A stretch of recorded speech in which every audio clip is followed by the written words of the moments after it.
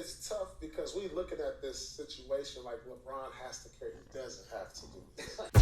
What's up, guys? Welcome back to Charge the Game podcast. I'll be your host here, Chuck, and we are about to get into an epic take from Paul Pierce that made plenty of sense to me, but maybe a jab to LeBron James and the Bronsexual fans out there. But it is completely fair, and I believe that it's the complete, utterly truth. I was watching Undisputed, guys, and Paul Pierce says something that really stood out to me. And I bet you, I'm willing to bet that a lot of people feel the same way that Paul Pierce feels. And that's just the fact that LeBron James is pretty much slowing down a lot of this talent on this roster, guys. And that's why a lot of people are very weary about betting on Team USA. Even though we are known to be the big bad bullies of the West, these international players have seemingly caught up to us, guys. But let's take a deep dive into this. Make sure you guys subscribe to the YouTube channel. Like the video, guys. Let's go. We asked LeBron to do a carry job, but I think that's more Steve Kerr. Because if they wanted to give the keys to Anthony Edwards, if they wanted to give the keys to Jason Tatum, they can. Sure. You act like they can't do what LeBron does against this competition. Okay, guys, real quick. Paul Pierce, the truth. I love him on his show.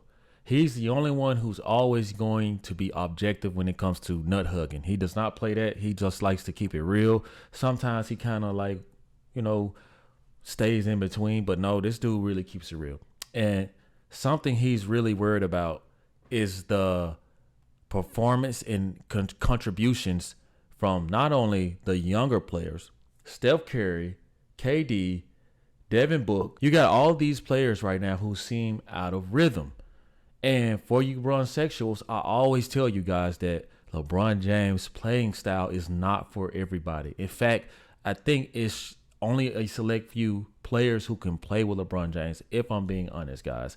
And Steve Kerr, deep down, he knows this. And Paul Pierce is saying that, hey, LeBron James doesn't really have to dominate the ball like that. Honestly, he really should be mentoring at this point.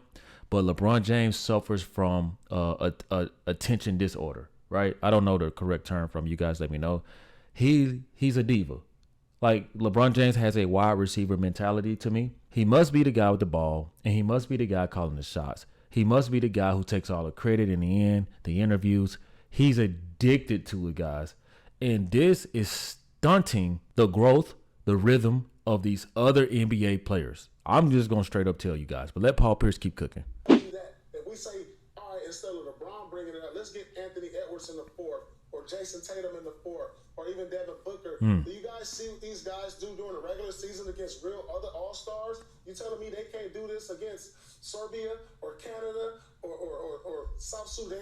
I mean, these guys average 30 points in the NBA against the best in the world.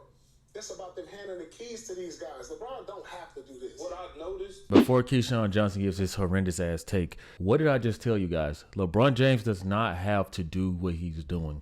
And you have to think about it. These are young bulls, full of testosterone, ready to run up and down the court, ready to compete.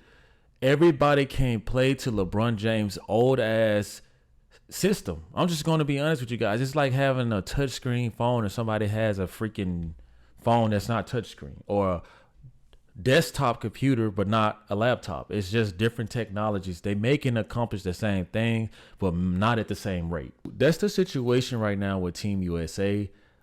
We saw the redeem team with Kobe Bryant. It just seems like he knew how to adapt properly with those players. Even LeBron James on the team. LeBron James was a little bitter. You guys saw the documentary and all that shit, but LeBron James doesn't know how to get out of his own way. And the same thing happens in the regular season. But guess what? Y'all not going to say that. Y'all not going to come out and tell the ugly truth. The truth is, everybody's always saying, oh, you was on this team, but then when you got with LeBron, you had like you couldn't shoot. You're damn right, because LeBron James throws me out of rhythm. It's hard to keep a rhythm with LeBron James. And then when I do shoot the ball and I miss it, his body language, he's just mad. It's just not fun. It's just not fun. And I think that's why you see so many of these players on Team USA, they're out of rhythm, they're lost. Like, look at Curry. Steph Curry doesn't need to touch the ball that much. Even he's not as hot as he is when he's with the Draymond Green or Klay Thompson, right? Because they understand how to move at a certain speed. LeBron James is not there. Yes, he'll get a breakaway and reverse dunk it and do all the same little dunks that he's been doing. I'm not going to discredit the guy. He's still great, okay? If it's not going to equal wins, guys, then what are we doing, right? I hope Team USA gets the freaking medal. I really do. But I'm a little worried. I am a little worried when it comes to the LeBron James show because he's really obsessed with him having the ball in his hand, being so dominant with the ball possession, and everybody's in the corner sitting around. And when people are just running up and down that court like that for free, I know it's not free, but I'm saying, like, basically I'm not cashing in on my playing style. Everybody on Team USA is used to having a certain type of dominance or a dominant role on their team within their systems.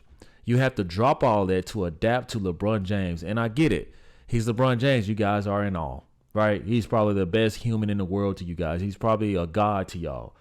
But if y'all don't bring that medal home, if you guys go out there and lose, because people could talk all they want about Sedan, and shout out to Sedan, shout out to what Luol Deng is really doing over there, guys.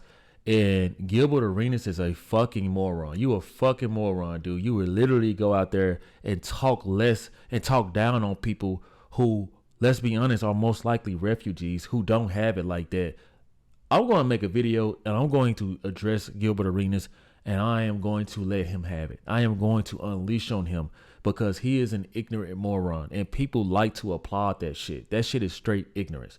So first off, shout out to Sudan. If I'm saying it right or if I'm saying it wrong, guys, I apologize. But just know I'm following your story, and I really love what your country is able to do for your country right now. And you guys have my respect. That's first off. When you see these guys who don't have it like that, it's bigger to them.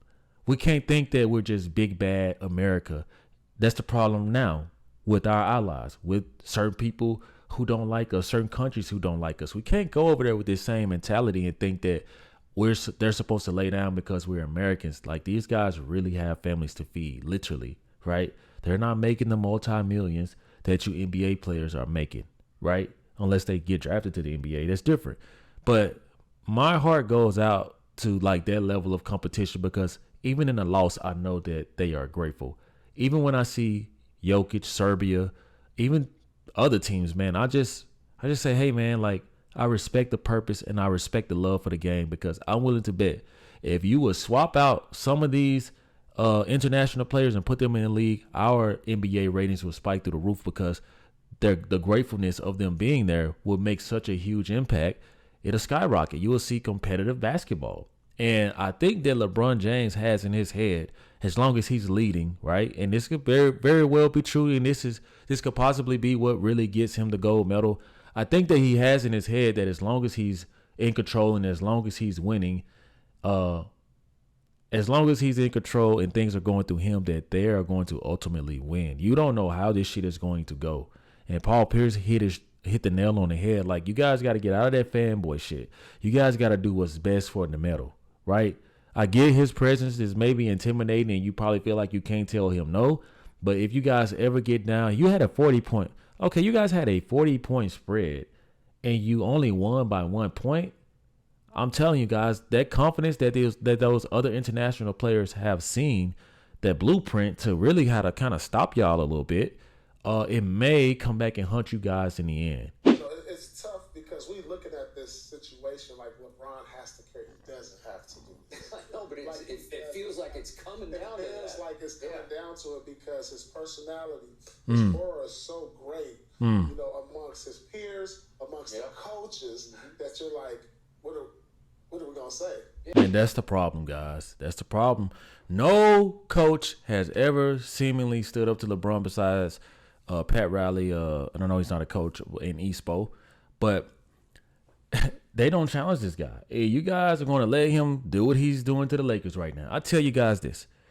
If LeBron James does not get this gold medal, it is going to really make it tough on him and Bronny James and the Lakers organization this season, guys. He will never be able to live this down, guys, and it's going to tarnish way more than just his reputation, guys, for real. So I'm hoping that Steve Kerr, apparently he doesn't know that he has an Ant-Man and a Jason Tatum and a Tyrese Halliburton on his team, who literally know how to have good chemistry, move a good pace of the ball, and can gel, guys. Like, you know, hey, don't be foolish and struck by the stardom to where you guys lose, okay? And I agree with Paul Pierce wholeheartedly. A lot of this stuff LeBron James doesn't have to do. And a lot of people think that Paul Pierce is hating. Yes, he throws like jabs just because of the Lakers-Celtics situation, but this guy seriously knows basketball, and I always am interested in his takes because he comes from the perspective of X and O's, right? And also being a player. That really does give him a lot of validation. So I like his commentary, guys, and this is what I wanted to bring to y'all because it's the flat out truth. And hopefully Steve Kerr knows what he's doing, man, because if they lose, guys, we lose. And if we lose, get ready for these videos, okay? Just get ready. So you guys tell me what y'all think on this as Paul Pierce just straight up tell the truth. Do you guys agree that LeBron James does not have to really lead? I think we have enough talent for him to kind of like maybe mentor and probably get in if he's needed, right? It could be optional. He could set the tone, all of that stuff, right? Get in, set the tone, sub them out. Let these people get repetitions. Let these young kids get repetitions. And let's just see what they can do, right? So you guys let me know in the comment section how you guys feel. Thank you guys so much for watching the video. See you in the next one. Peace.